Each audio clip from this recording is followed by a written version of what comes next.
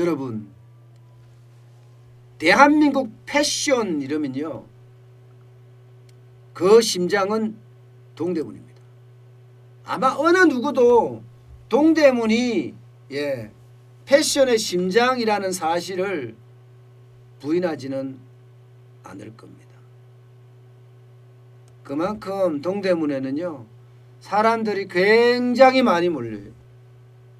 이 동대문이 있음으로 해서요, 그 주변 지역, 뭐 동대문이 저 창신동이나 이런 지역에는요, 이게 미니 재봉틀을 놓고 옷을 만드는 사람들이 천지예요.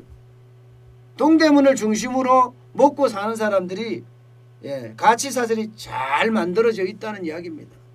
잘 만들어져 있다는 이야기예요. 실제로 말입니다. 동대문에는 이런 식의 어떤 형태가 만들어지고 있습니다.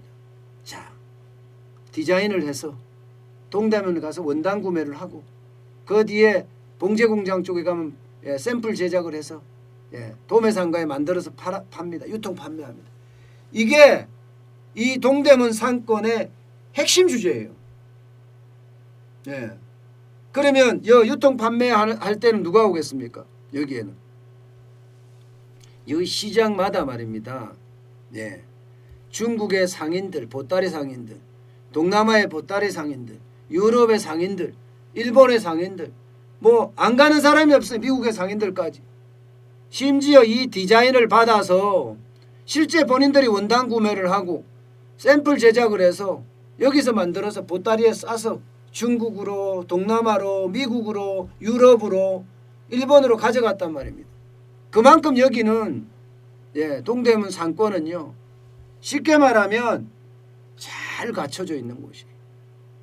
모든 것을 다 할 수 있게끔 갖춰져 있는 게 동대문 상권입니다. 동대문 상권. 그런데 이 동대문 상권이 지금 초토화되고 있습니다. 초토화. 디자인이 되고 원단 구매가 되고 샘플 제작을 해서 이게 판매가 일어나는 이 과정이 다 무너지고 있다는 이야기입니다. 왜냐고요? 왜냐하면요, 첫 번째는요, 사람이 없어요. 코로나19가 전 세계적으로 창궐을 하고 나서 전 세계 보따리상 내지는 디자이너들 내지는 판매하는 사람들, 이 사람들이 몰려서 동대문에서 물건을 디자인해서 물건을 떼가야 되는데 그런 사람이 없다는 거예요. 그런 사람이. 지금 외부에서 유입되는 인구가 거의 뭐 98% 줄어들었다고 하나요? 그렇게 많이 줄어들었는데 동대문 상권이 되겠느냐, 이런 얘기까지 나옵니다. 그런데 진짜 웃긴 거는, 여러분, 진짜 웃긴 거는 이 동대문의 유동인구는 안 줄었다는 사실이에요. 야, 참 아이러니하죠. 이 상가정보연구소하고 SK텔레콤 빅데이터 서비스 플랫폼이 있습니다. 지오비전. 여기를 통해서 분석을 해봤더니 동대문 패션타운의 지난 8월이에요. 일평균 유동인구는 27만 6,006명입니다. 일평균. 그러면 월평균은 828만이에요. 828만. 그러면 동대문 패션 상권 안 죽었잖아요. 이거는 분명히 안 죽었어요. 그런데 공실률을 보면 죽었습니다. 공실률을 보면. 동대문 상권의 공실률 보세요. 2019년 4분기에 7.3%였나요? 7.2%였는데 지금 2020년 2분기에 보면 10.7%예요. 10.8%예요. 10.8%. 상권이 10.8%면 얼마라는 뜻이에요? 이게 중대형 상가 비중이거든요. 10집 중에 한 집이 망했다는 이야기잖아요. 10집 중에 한 집이. 서울 평균 공실률이 7.9%보다 여기보다가 2.9%포인트 높습니다. 높습니다. 이 정도인데 이게 참 이상하다. 왜 그럴까? 아니 유동인구는 옛날하고 변함이 없어. 근데 공실족은 더 많아. 그게 바로 여러분 외국인이 큰손들이 많았다는 이야기입니다. 외국인의 큰손들이 쑥쑥 빠지니까 그 사람들은 인구로서는 그렇게 많지 않지만 금액으로서는 굉장히 큰 사람들이 못 들어오게 되니까 이런 문제가 발생이 된다. 이런 얘기고요. 실질적으로 동대문 패션타운 상가에 보면 8월 기준으로 월 평균 추정 매출이 502만 원이에요. 502만 원. 월 평균 추정 매출이 502만 원이요. 일반적으로 이 중구에 있는 의류상가 매장들 패션타운 말고요. 보통 월 평균 추정 매출이 5,275만 원입니다. 거기보다는 4,773만 원이 낮습니다. 4,773만 원이 낮습니다. 그렇다면 여러분 이렇게 원단을 만들고 샘플 제작을 하고 그래서 도매로 크게 퉁퉁 넘기는 게 줄어들었다는 그 이야기예요.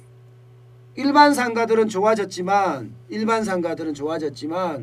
실제 도매 상권은 굉장히 어려워졌다.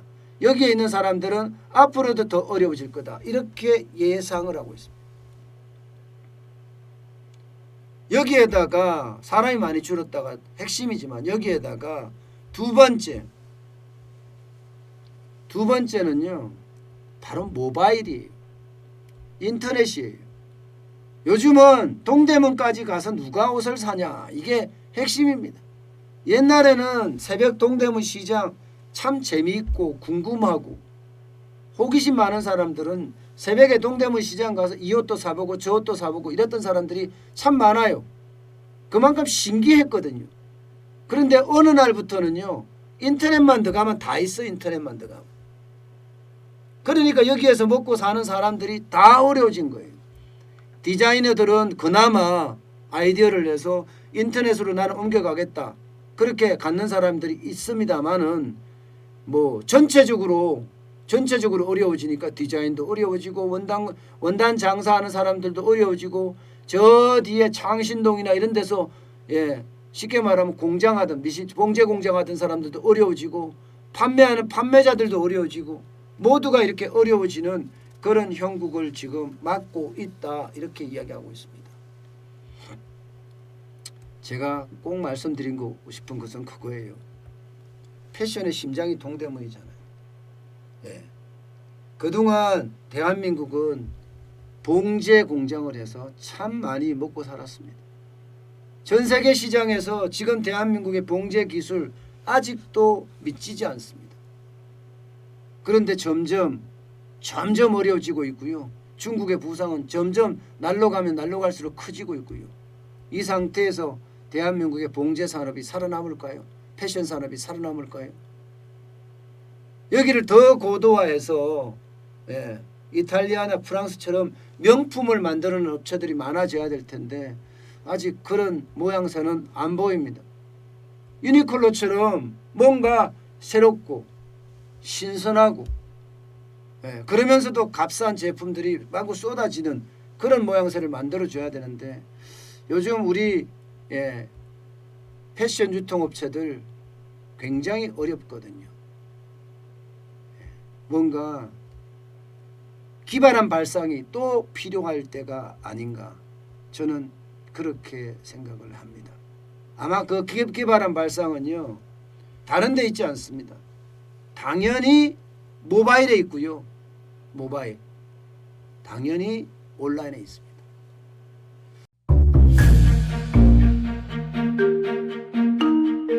세종대왕과 샤넬 넘버5 벤츠 자동차의 최고급 기종인 마이바흐의 공통점을 아시나요? 바로 침향입니다.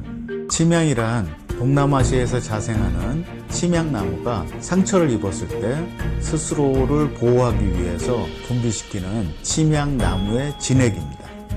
진침향은 태국산 침향과 러시아산 녹용, 그리고 국산 홍삼, 백봉령, 산수유, 당귀, 숙지향, 꿀로 이루어진 침향환으로 만성 피로나 또 스트레스, 기력이 저하된 직장인분들, 또 수험생들, 연세 드신 어르신분들이 드시면 좋은 환입니다. 진치명 여러분들께 자신있게 권해드립니다.